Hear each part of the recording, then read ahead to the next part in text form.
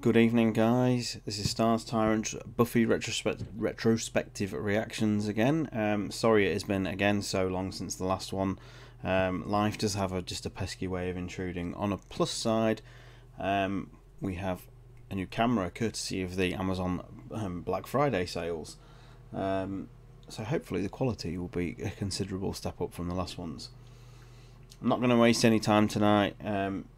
This is episode 1, season 7. This is Angel. This is the first episode I gave 5 out of 5 to when we did when I did the marathon a few years ago. This is written by David Greenwalt, who will, as we know, become very instrumental when Angel is spun off onto his own show. So yeah, let's get into it. This is a very special early episode. So let's see how it holds up.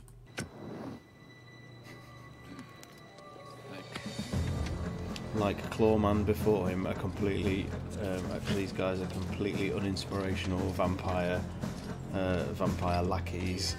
Get it! The closing of the bronze for a few days to nuke the cockroaches. Something they never do again. It's worth saying. What's it like where you are? Hey, Annie. Dino, just leave it. Show yourself.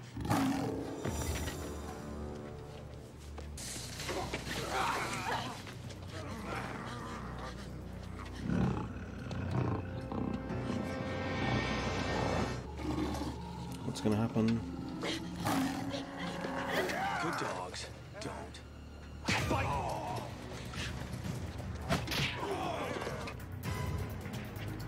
Now, get ready for the most briefest rule-breaking invitation you have ever seen. They just about get away with it with sort of like a quick come in. Just listen for it. That little sound you just heard from Sarah there was "get in, come on." It's interesting. You'd think they would they'd make that a bit clearer for the people who are going to watch this again after the episode's big reveal. It's very dubious, the invitation, but is that a lobster? Can a daughter just be concerned about her mother? Hi. Hi. Oh, okay. Angel, this is my mom. Mom, this is Angel. Look, I don't want to get you in any more trouble. And I don't want to get you dead. So anyone who's been introduced to Buffy with the new HD versions will know that this is one of the most notoriously bad episodes because they used a specific filter for these scenes to give it the impression of nighttime. If you watch the HD versions, they don't have the filter applied, so Angel is literally stood there in broad daylight. They really did mess this sequence up. Angel?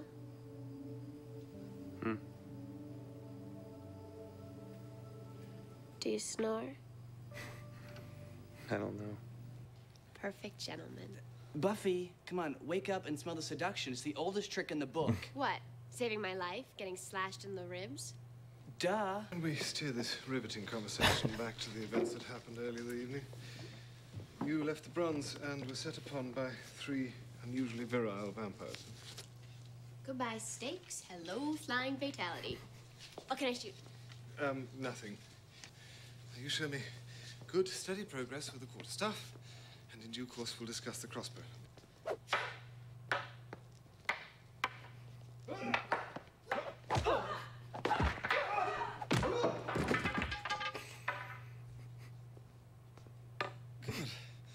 Let's move on to the crossbow. You read my diary?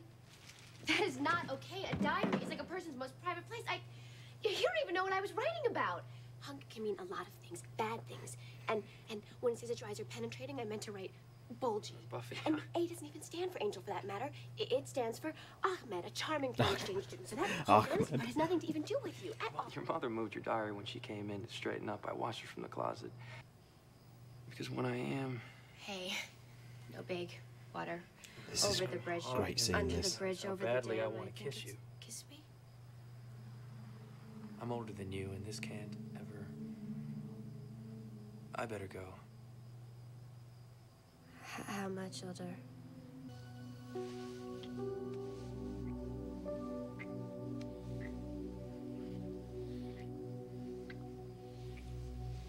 What?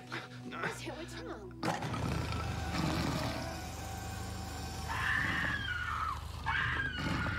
All right. You have a problem, and it's not a Santa's small got his one. skateboard Take a again. breath. I said in the first Calmly. episode that it never turns up, but Angels hey, are- I stand corrected. You're a slayer. I think it's obvious what you have to do.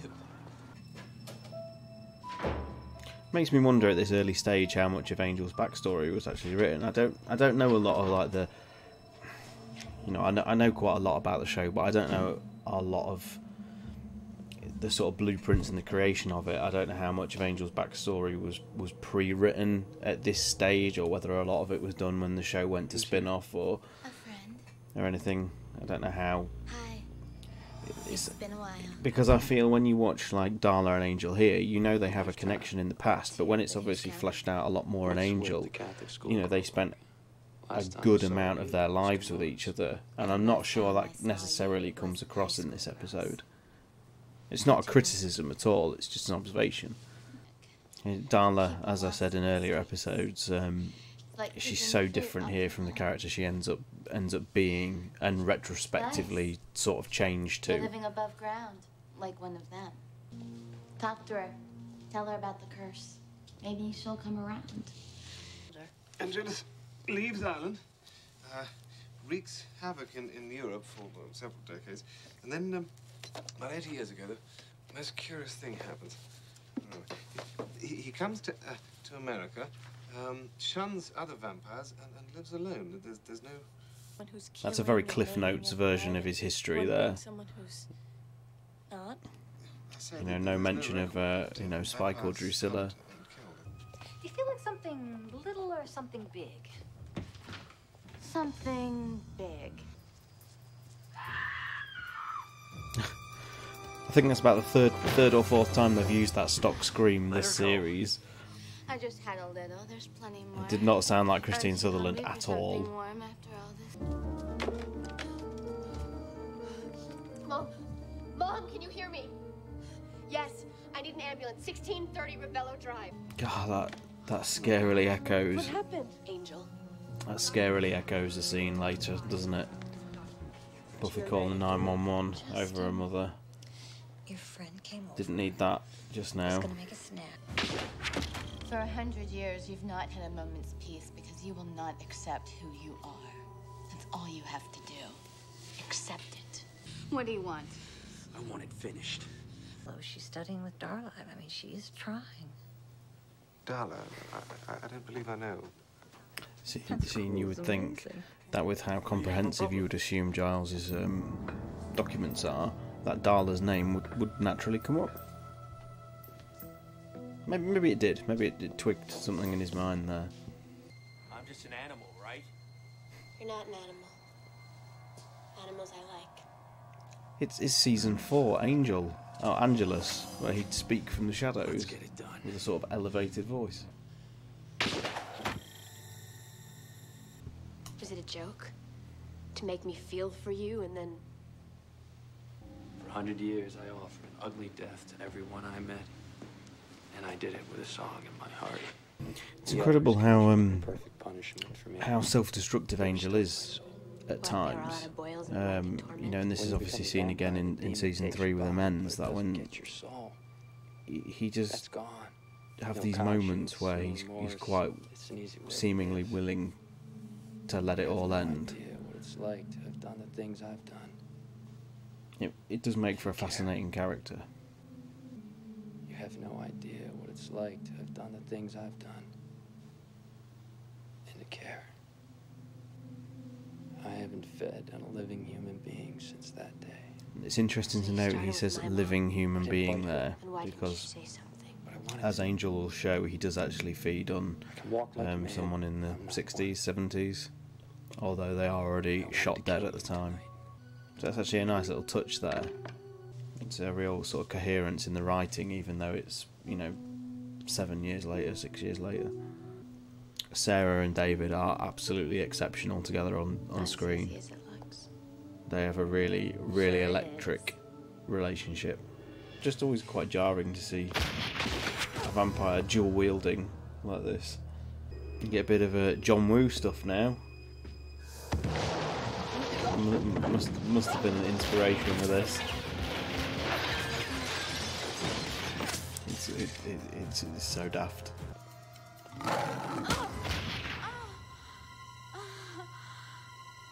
Angel.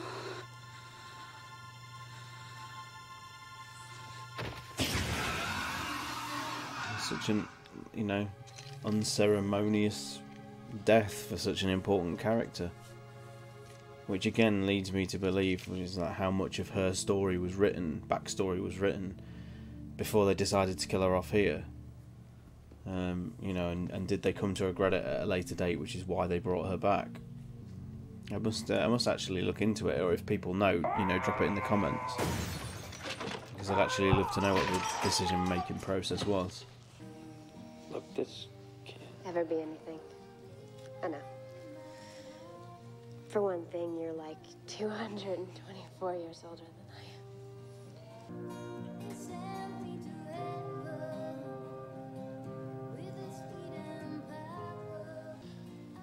It's just... Painful. I know. See you around?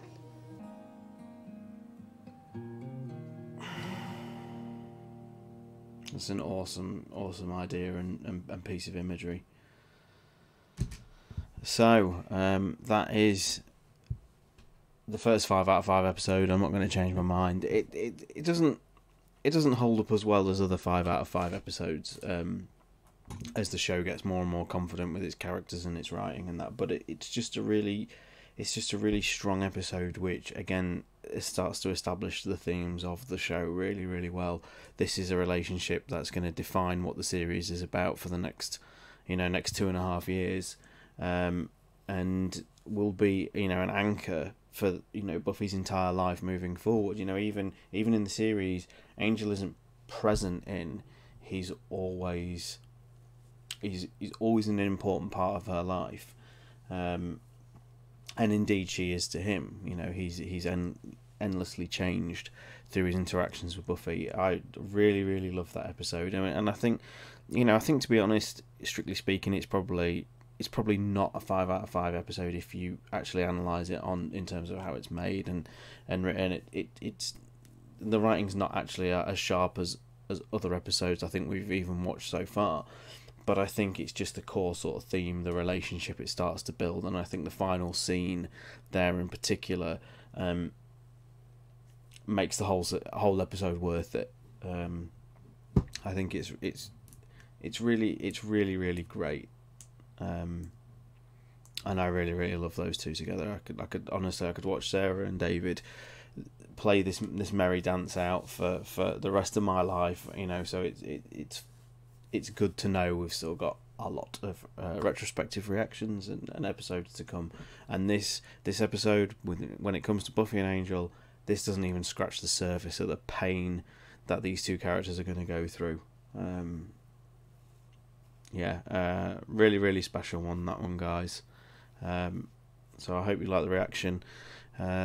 Please continue to drop me the comments, and I appreciate the likes and the continued subscribers. It's just nice to see it creeping up, even when I'm not actually getting a regular output of episodes going. I'm still getting the subscribers coming through, so I really appreciate every single one of you taking time in your lives to watch what I do in mine. So thank you very much, and I don't know when I'll be able to get the next one up, but I'll try and make it as quick as I can. So appreciate everything, and thank you, and see you soon. Cheers, bye bye.